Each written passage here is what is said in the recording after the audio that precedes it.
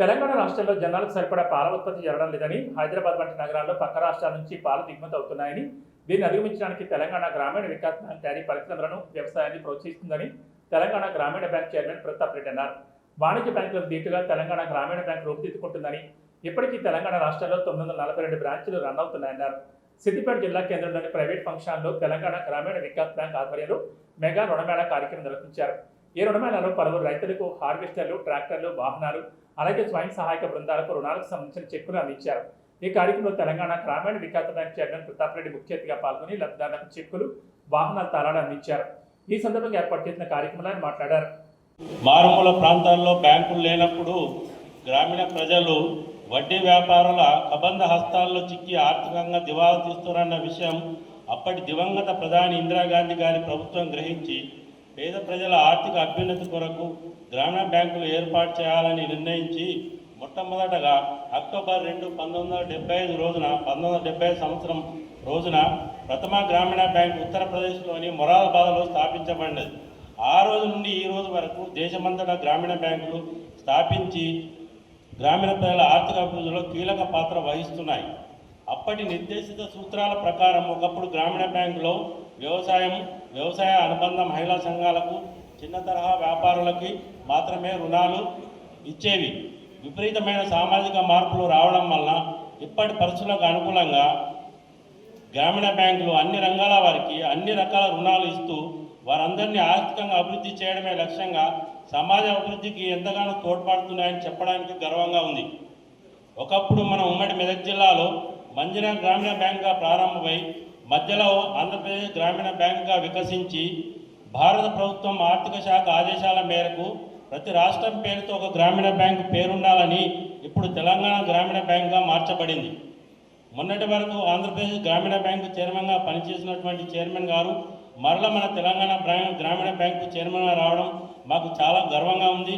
మా చైర్మన్ గారు బ్యాంకులో వివిధ రకాల నూతన డిపాజిట్ మరియు రుణాల పథకాలు నెలకొల్పి బ్యాంకును అన్ని రకాల వ్యాపార అభివృద్ధిలో ముందుకు తీసుకెళ్తూ సిబ్బందితో మంచి హెచ్ఆర్ ఫ్రెండ్ రిలేషన్షిప్ కొనసాగిస్తూ తన పరిధిలో ఉన్న అన్ని సిబ్బంది ప్రయోజనాలు కల్పిస్తూ పాజిటివ్ నేచర్తో బ్యాంకును అభివృద్ధి పదంలో ముందుకు తీసుకెళ్తున్నారు.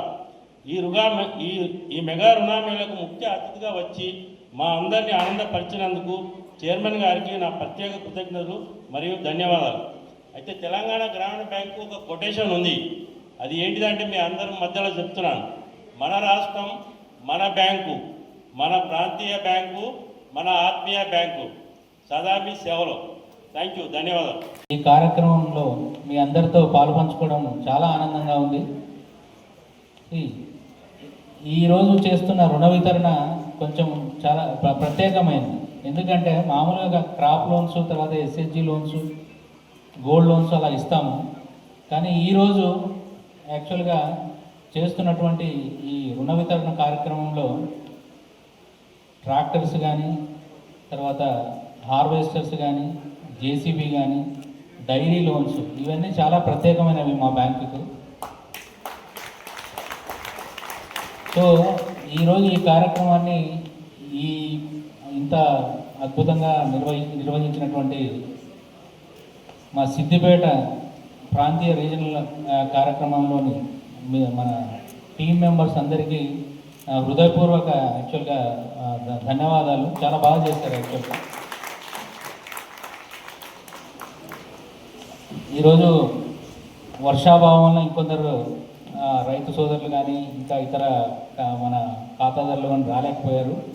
బట్ ఇంత వర్షంలో కూడా ఇన్ని వెహికల్స్ రావడము, ఈరోజు ఈ కార్యక్రమాన్ని కన్నుల పండుగ చేసుకోవడం నిజంగా చాలా ఆనందంగా ఉంది. ఇంతకుముందు గ్రామీణ బ్యాంకులు అంటే చాలామందికి ఒక రకమైన అపోహ ఉండేది.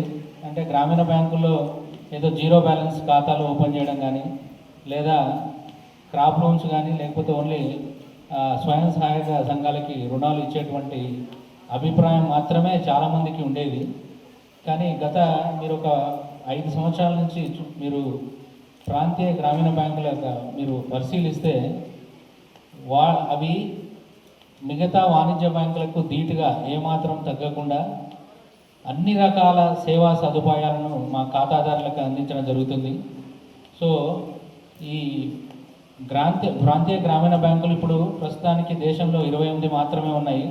ఇంతకుముందు ఒక జిల్లాకి లేదా ఒక 2 జిల్లాలకి ఒక గ్రామీణ బ్యాంక్ ఉండేది. 1976లో ఎప్పుడైతే ఈ ప్రాంతీయ గ్రామీణ బ్యాంకులు ప్రారంభించడం జరిగిందో అప్పుడు ఒక జిల్లాకు కానీ 2 జిల్లాలకు కానీ కలిపి ఒక గ్రామీణ బ్యాంక్ ఉండేది.